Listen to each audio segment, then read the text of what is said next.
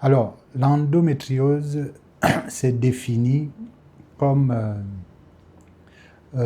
une pathologie qui est induite par le fait que l'endomètre se retrouve en dehors de la cavité utérine, son lieu naturel. Bonjour MNAPROD, je suis Dr Olivier Mathurin Meyemondo.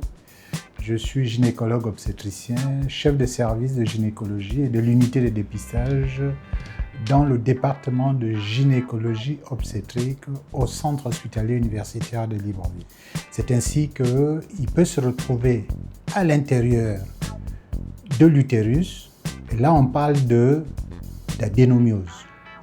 Il peut se retrouver à l'intérieur du pelvis, on parle d'endométriose externe intrapelvienne, et peut également se retrouver à distance de la sphère pelvienne, et là on parle de l'endométriose externe extrapelvienne. Bon, les causes de l'endométriose, c'est par rapport au fonctionnement même de l'endométriose. Donc ces fragments d'endomètre qui se retrouvent en dehors de leur lieu naturel, c'est-à-dire la cavité utérine, vont subir les influences hormonales en mimant le cycle menstruel. C'est-à-dire à chaque période où il devrait y avoir des menstruations, ces lésions qui sont en dehors de la cavité utérine vont augmenter de volume, donc il y aura une inflammation et ça va saigner. Et la patiente qui subit ces modifications va donc ressentir tous les symptômes qui accompagnent l'endométriose. Bon, les conséquences de l'endométriose peuvent se confondre en fait avec les symptômes et forcément la répercussion que ça peut avoir sur le fonctionnement de l'organisme. Donc il y a des douleurs pelviennes chroniques, il y a des douleurs pendant les règles, il y a les douleurs en allant aux toilettes, soit pour aller uriner, soit à la défécation. Il y a les douleurs, il y a des troubles de la fertilité. Les problèmes de fertilité intéressent beaucoup, mais pour ce qui concerne la femme, il va y avoir des lésions d'endométriose qui vont se répercuter sur les problèmes de fertilité qui intéressent le couple. Le diagnostic de présomption est facile. Si vous voyez un gynécologue obstétricien, sur la base des symptômes que je viens de décrire, il est capable de penser qu'il s'agit de l'endométriose.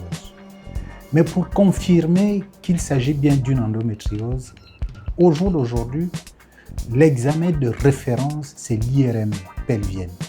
Oui, il existe un traitement qu'on peut dire efficace, parce que si déjà l'endométriose est symptomatique, il y a des anti-inflammatoires, il y a des antalgiques, mais il y a également les traitements hormonaux. Les complications tardives seront spécifiques à chaque patiente. Et comme vous le rappelez bien, effectivement, l'endométriose peut débuter avec l'apparition des premières règles.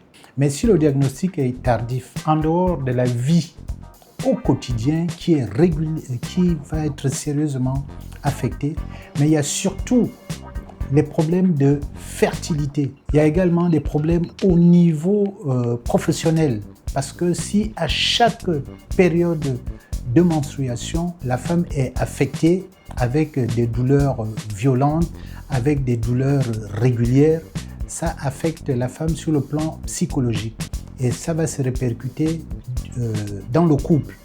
Mais ça entraîne également même des problèmes au niveau des rapports sexuels, parce que les signes aussi s'accompagnent des douleurs pendant les rapports sexuels avec des dyspareunies. Donc tout cela affecte bien sûr le couple dans nos sociétés. C'est ce qui peut arriver si le diagnostic est tardif.